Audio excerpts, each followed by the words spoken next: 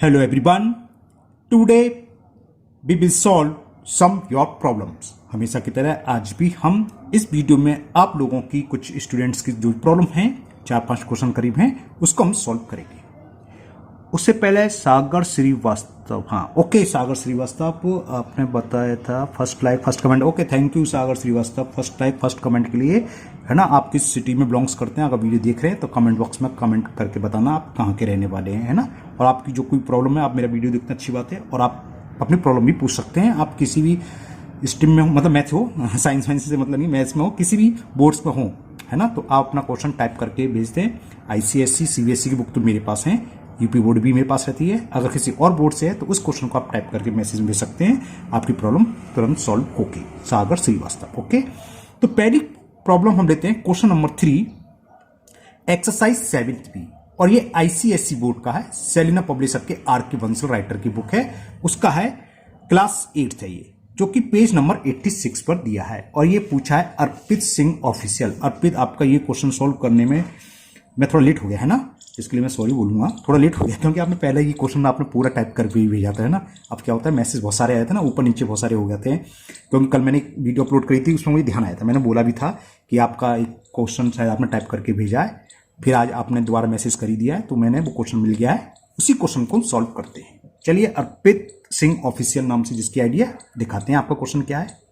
और अच्छा क्वेश्चन है अर्पित, अच्छे से समझना, दोबारा समझाते हैं इसे। In a combined test in English and physics, एक टेस्ट हुआ, उसमें इंग्लिश और फिजिक्स में क्या हुआ, 36% फेल इन इंग्लिश और फिजिक्स का कंबाइंड टेस्ट हुआ।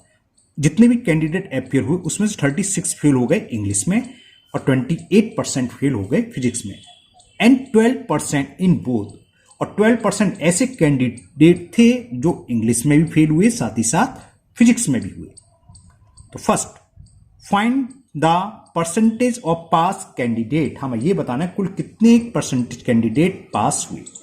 सेकंड पार्ट दे रखा है the total number of candidate appeared, हमें ये बताना है कितने कैंडिडेट अपियर हुए उस कंबाइंड टेस्ट में। इफ 208 कैंडिडेट्स है फेल्ड, अगर 208 कैंडिडेट फेल हो जाते हैं तो बताओ उस टेस्ट में, जो कंबाइंड टेस्ट हुआ था इंग्लिश और फिजिक्स का, कितने कैंडिडेट अपियर हुए, यानी कि कितने कैंडिडेट उसमें भाग लिया, उस टेस्ट में बैठे, अपियर का मतलब ये। ओके, चलिए करते हैं solve.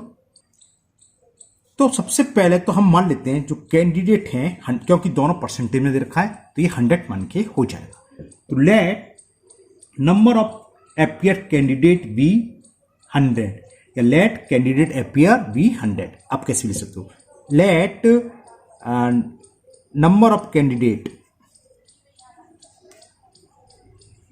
Number of candidates appear, यानी कि जो टेस्ट में बैठे वो हमने मान लिए 100 हैं। ओके, कंबाइंड टेस्ट हुआ इंग्लिश और फिजिक्स का, उसमें हमने माने 100 कैंडिडेट बैठे। अब पढ़ते हैं क्वेश्चन, ये कह रहा है 36% कैंडिडेट फेल्ड इन इंग्लिश। 100 मानने का यही फायदा होता है, 100 का 36% कितना हुआ, 36, तो जो इंग्लिश में फेल हो रहे हैं वो कितने हैं, 36। तो लिखो number of candidate failed in English, number of candidates fail, जो फेल हुए किसमें, इंग्लिश में,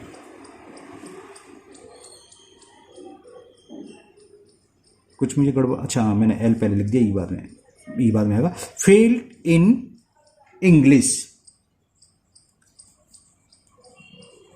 और वो हमें दे रखा है 36%। 100 का 36% 36 होता है, 100 मानने से यही फायदा होता है। तो 36 फेल हो गए इंग्लिश में। फिर देख रहा है 28% फेल इन फिजिक्स, तो फिजिक्स में कितने फेल हुए, 28, तो सेम लैंग्वेज लिख दो, बस इंग्लिश की जगह क्या आ जाएगी, फिजिक्स। नंबर ऑफ कैंडिडेट्स, स्कूटर है, number of candidate failed in physics, वो दे रखा है 28%, 100 का 28% का था 28, तो क्या हुआ, 100 कैंडिडेट अपियर हुए, उसमें से 36 फेल हुए इंग्लिश में से और 28 हुए फिजिक्स में। और आगे दे रखा है कि 12% इन बोथ, ऐसे कैंडिडेट जो दोनों सब्जेक्ट्स में फेल हैं वो कितने हैं, 12। तो number of candidate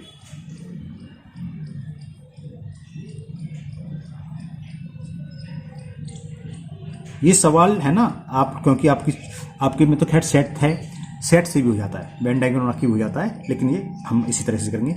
number of candidate fail in both, खाली बोथ लिख देता हूं, बोथ सब्जेक्ट्स, वो दे रखे हैं 12। अब जरा सवाल को ध्यान से समझना, हम फेल कैंडिडेट की संख्या कैसे निकालेंगे। 36 कैंडिडेट फेल हुए हैं इंग्लिश में, 28 फेल हुए हैं फिजिक्स में और 12 फेल हुए दोनों में। तो कुल फेल कितने हुए, क्या इन सबको ऐड कर दें? नहीं। क्यों? क्योंकि 12 स्टूडेंट्स इस 36 से 12 ऐसे भी हैं जो फिजिक्स में भी फेल हैं, क्योंकि 12 बच्चे हमारे पास ऐसे हैं जो इंग्लिश और फिजिक्स दोनों में फेल हैं। तो अगर मैं इसमें से 12 उन बच्चों को हटा दूं जो फिजिक्स में भी फेल हैं, तो क्या बचेंगे? केवल इंग्लिश में फेल होने वाले। तो फेल कैंडिडेट कैसे पता चलेगी? जो केवल इंग्लिश में फेल हो और जो केवल यानी कि ओनली फेल किस में हो, फिजिक्स में हो, और प्लस जो दोनों में फेल हो। तो इसमें से 12 माइनस कर दें तो वो बच्चे निकलाएंगे, वो कैंडिडेट निकलाएंगे जो सिर्फ और सिर्फ इंग्लिश में फेल हैं। समझ में आ रहा है? 36 में 12 कैंडिडेट ऐसे भी हैं जो फिजिक्स में भी फेल हैं। ये देखा है, देखो, number of candidate fail in both subjects 12, यानी कि इस 36 में से 12 स्टूडेंट ऐसे हैं जो फिजिक्स में भी फेल हैं। तो केवल इंग्लिश में फेल होने वाले क्या होंगे? इसमें से फिजिक्स में फेल होने वाले को हटा दें, यानी कि 36 में से 12 माइनस कर दें। तो number of students fail only in English, ऐसे कर लो, ये मैं शॉर्ट में लिख देता हूं, फेल ओनली इन इंग्लिश। कितने होंगे? इंग्लिश में 36 थे, लेकिन उसमें से 12 ऐसे हैं जो फिजिक्स में भी फेल हैं, तो ये आ गया 24, यानी कि सिर्फ इंग्लिश में फेल होने वाले 24। अब देख लो 24 ये और 12 फिजिक्स वाले और ऐड कर दो जो फिजिक्स में भी, इंग्लिश में तो 36 बढ़ गए, है ना। लेकिन 24 ऐसे हैं जो सिर्फ इंग्लिश में, बाकी 12 कैसे हैं जो फिजिक्स में भी है।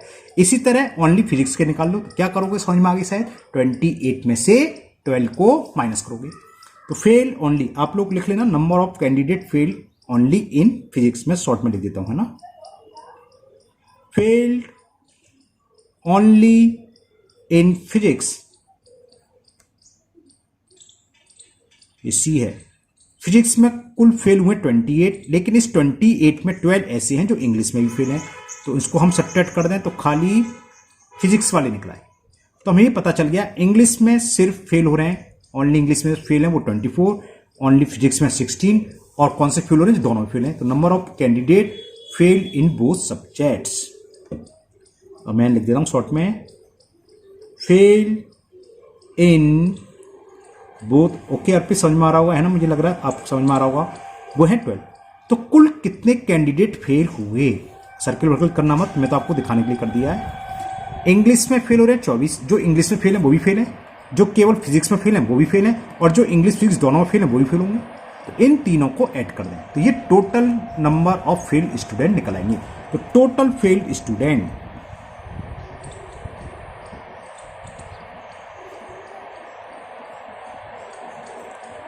कितने हो गए? 24 इंग्लिश में फेल हो रहे हैं, 16 फिजिक्स में और 12 दोनों में। कितना हुआ? 6 2 8 8 और 4 12, कैरी 1 2 1 3 1 4 और कैरी का बनता 52। 100 में से 52 फेल हो रहे हैं। फर्स्ट पार्ट में पूछा है the percentage of pass candidate, 100 में 52 फेल हो रहे तो पास कितने हुए? 100 में से 52 को माइनस कर दे तो टोटल पास स्टूडेंट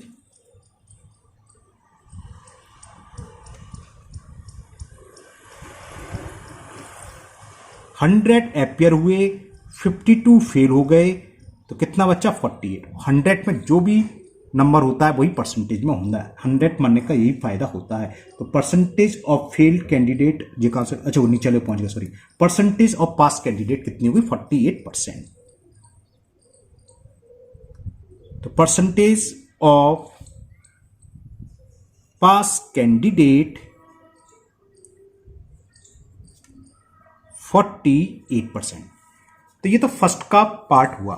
नाउ सेकंड पार्ट, ये पता फर्स्ट पार्ट का आंसर हुआ। नाउ सेकंड पार्ट, अब बी पार्ट में देखा है इफ 208 कैंडिडेट फेल, तो total number of candidate appear find करना है। अब फेल वाला देखें तो कितने फेल हो रहे थे? Total fail 52। जब 52 फेल हो रहे हैं तो एपियर कितने? 100, हमने 100 ही तो माने थे। Let the number of candidate appear be, let the number of candidate appear be 100। तो अब यूनिटरी मेथड को यूज करेंगे हमने देखा टोटल फेल स्टूडेंट 52, या नंबर ऑफ फेल स्टूडेंट्स या फेल कैंडिडेट देखे हैं 208। तो लिखेंगे यूनिटरी मेथड, लगाते हैं बी पार्ट में, इफ 52 कैंडिडेट्स फेल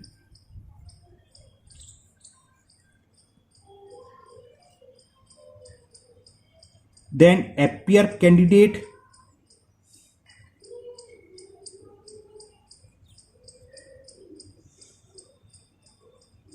इक्वल हैं 100।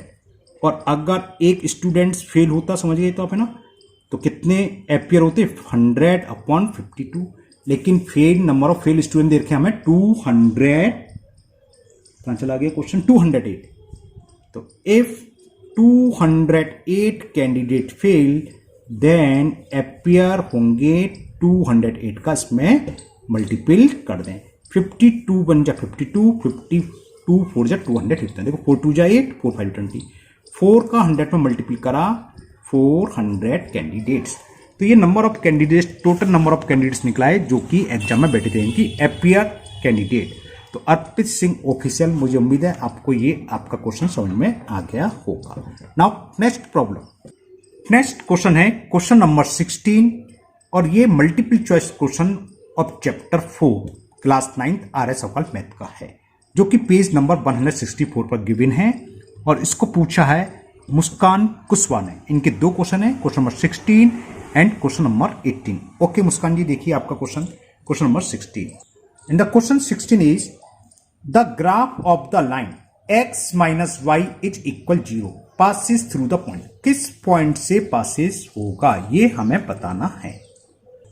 तो ऑप्शन दे रखा है a -1 1/2, b 3/2 -3/2, d 0-1 और d 1 ये सी था डी। तो देखो इक्वेशन ऑफ लाइन क्या गिवन है हमें, x minus Y equal to 0। जब हम इसको सॉल्व करेंगे तो x इक्वल टू क्या हो जाएगा, y हो जाएगा ना कि नहीं हो जाएगा। माइनस वाई को प्लस 0 में ऐड करेंगे, माइनस वाई जब राइट हैंड साइड जाएगा तो प्लस हो जाएगा 0 + y। तो x इज इक्वल टू 5, यानी कि उस पॉइंट से पास करेगा जिसमें x और y दोनों की वैल्यू सेम हो, यानी कि ये दोनों सेम हो। क्या ये सेम है, एक नेगेटिव एक पॉजिटिव, तो ये तो आंसर नहीं हुआ। ये सेम है लेकिन न्यूमेरिकल वैल्यू सेम है, एक पॉजिटिव है एक नेगेटिव, साइन साइड सेम होना चाहिए, ये भी नहीं हुआ। तो बचा ओनली डी पार्ट्स, तो 1 तो आंसर इज 1 तो option D is the correct option. दूसरा तरीका क्या है, इसकी वैल्यू में पुट कर दो, जिसको पुट करने पर 0 आया। जैसे ये था x की वैल्यू क्या है 1 माइनस y की वैल्यू क्या है 1 में से 1 गया 0 इक्वल 0 है, तो यही इसका सॉल्यूशन हुआ 1 और किसी से 0 नहीं आएंगे। जब इसको पुट करोगे तो क्या आ जाएगा, -1 आएगा। जब इसको पुट करोगे तो 3/2 आएगा ओनली, और जब इसको पुट करोगे तो 1 आ जाएगा। तो समझ में आ गया, सिंपल बात। पहले इसको सॉल्व कर लो कि x की वैल्यू y के टर्म में निकाल लो। क्या आ रहा है, x is equal to y, यानी कि वो पॉइंट जिसमें x और y दोनों की वैल्यू सेम होगी उसी पॉइंट से लाइन जाएगी, जो केवल हमें डी ऑप्शन में देखिए 1 दोनों सेम है। तो option D is the correct option. Okay Muskan Kushwaha ji, मुझे उम्मीद है आपको ये क्वेश्चन समझ में आ गया होगा। नाउ आपका एक क्वेश्चन और है, क्वेश्चन नंबर 18, सेम एक्सरसाइज का, तो सेम पेज पर है, एमसीक्यू का है ना, पेज नंबर 64 पर। 18 है, how many linear equation can be satisfied Y X is equal to 2 and Y is equal to 3। देखो ये क्वेश्चन थोड़ा घुमा के दे दिया है। क्या, अगर मैं इस क्वेश्चन दोनों पॉइंट को प्लॉट करूं तो क्या होगा, 2 ये हो गया, 1 2 3 ये पॉइंट आ गया जिसके कोऑर्डिनेट्स हैं 2, 3। अब एक पॉइंट से कितनी इक्वेशन पास होती हैं, मैनी इनफाइनाइट, है ना। तो इसका आंसर हो जाएगा मैनी इनफाइनाइट। ऑप्शन हमें दे रखे हैं ओनली 1, ओनली 2, ओनली 3, और डी ऑप्शन दे रखा है इनफाइनाइटली मैनी। तो यही इसका आंसर हो गया कि x इक्वल टू 2 और y इक्वल टू 3 से कितनी लाइन पास होंगी। How many linear equation can B satisfy का मतलब जो इससे पास होंगी, तो कितनी लाइन इससे पास हो जाएंगी। 2 3 क्या है, एक ही पॉइंट है। अगर हम क्वेश्चन को यदि लेते कि how many line passes through a point, तो आप तुरंत शायद बता देते मैनी इनफाइनाइट, क्योंकि हमें मालूम है एक पॉइंट से इनफाइनाइट और 2 पॉइंट से only 1 line can be passes through. तो ये घुमा के दे दिया एक ऐसा पॉइंट जिसके कोऑर्डिनेट्स दे रखे हैं, x की वैल्यू 2, y की वैल्यू 3। हम इसको प्लॉट करेंगे तो क्या हुआ, x इक्वल टू 1 2 और y इक्वल टू 3। तो पॉइंट तो एक हुआ, और इस पॉइंट से कितनी जाएंगी, मैनी इनफाइनाइटली। तो आंसर हो गया इनफाइनाइटली मैनी। तो D option is the correct option. तो मुस्कान कुशवाहा आपकी ये दोनों प्रॉब्लम सॉल्व हुई और मुझे उम्मीद है आपको ये दोनों समझ भी आ गई होंगी। नाउ नेक्स्ट प्रॉब्लम, और ये है question number 2, multiple choice question है चैप्टर 5 का, क्लास 9th आर्य सफल मैथ, जो कि पेज नंबर 176 पर दे रखा है। और एफ शॉर्ट नाम से जो आईडी है उन्होंने पूछा नहीं है बल्कि बताया सर ये आपका क्वेश्चन रॉन्ग है। बिल्कुल सही कह रहे हैं आप। मैं इस क्वेश्चन को दोबारा स्टूडेंट प्रॉब्लम से सॉल्व कर चुका हूं। एक्चुअली हुआ क्या था, क्वेश्चन में ये देखा है if x is greater than 0 और y इज लेस देन 0। जो मैंने वीडियो बनाई थी उसमें मैंने गलती से x इज ग्रेटर देन 0 और y भी ग्रेटर देन 0 मान लिया था। तो 0 से बड़ा मतलब पॉजिटिव और 22 से बड़ा पॉजिटिव, तो मैंने पॉजिटिव बता दी फर्स्ट क्वाड्रेंट में, शायद ऐसा ध्यान है। लेकिन यहाँ ग्रेटर नहीं लेस देन, इस वीडियो को मैं पहले भी स्टूडेंट प्रॉब्लम नाम से जो वीडियो बनाता हूं उसमें कर चुका हूं, तो ये दोबारा समझ लीजिए। तो इसका मतलब क्या हुआ, ग्रेटर देन 0 यानी कि पॉजिटिव, लेस देन 0 यानी कि माइनस। तो प्लस माइनस कहां पढ़ते हैं, किस क्वाड्रेंट में पढ़ते हैं, प्लस माइनस पढ़ते हैं 4th क्वाड्रेंट में। तो इसका आंसर होगा, कौन सा क्वेश्चन था, क्वेश्चन नंबर 2 का हमें डी में दे रखा है। तो answer is D, 4th quadrant. बस ये इसका आंसर होगा। मैंने जो सॉल्व करा था मैंने ग्रेटर लिख दिया था, आपने देखा होगा वीडियो, तो ग्रेटर का सिंबल लगा दिया था, जबकि बुक में दे रखा है y इज लेस देन 0, यानी कि x की वैल्यू पॉजिटिव है, y की वैल्यू नेगेटिव है, और यानी कि कोऑर्डिनेट्स क्या हुआ प्लस माइनस, जबकि प्लस माइनस पढ़ते हैं 4th क्वाड्रेंट पे। तो आंसर होगा इसका correct answer D is the correct option. बाकी आज की वीडियो में इतनी प्रॉब्लम थी, इतनी बच्चों ने पूछी है। इसी तरह आपकी जो भी प्रॉब्लम हुआ करें आप कमेंट बॉक्स में कमेंट करें, किसी भी वीडियो की आप कमेंट कर सकते हैं, किसी वीडियो में मैं कमेंट्स पढ़ता हूं और जो प्रॉब्लम होती है उनको नोट भी करता हूं। आजकल थोड़ा बिजी था तो 1-2 दिन में, लेकिन आपकी वीडियो अपलोड जरूर हुई। मैं कोशिश ये करता हूं कि सेम डे हो जाए, कभी बिजी होता हूं तो 1-2 दिन के अंदर हो जाती है ना। तो इसी तरह आप अपनी प्रॉब्लम को मुझसे शेयर करें, मैं उसको सॉल्व करने की पूरी कोशिश करूंगा। अगर पहली बार आप चैनल पर हो, पहली बार वीडियो देख रहे हो, तो चैनल को सब्सक्राइब करना ना भूलें, साथ ही साथ बेल आइकन जरूर प्रेस करें, जिससे आगे जो भी वीडियो अपलोड होगी उसका नोटिफिकेशन आपको मिल जाएगा और वो वीडियो मिस नहीं होगी। ओके, सागर श्रीवास्तव आपका द्वारा अगेंस्ट थैंक्स, है ना। और आप अपनी प्रॉब्लम कमेंट बॉक्स में कमेंट करके पूछ सकते हैं। फिर मिलते हैं नेक्स्ट वीडियो में। Thank you, have a nice day.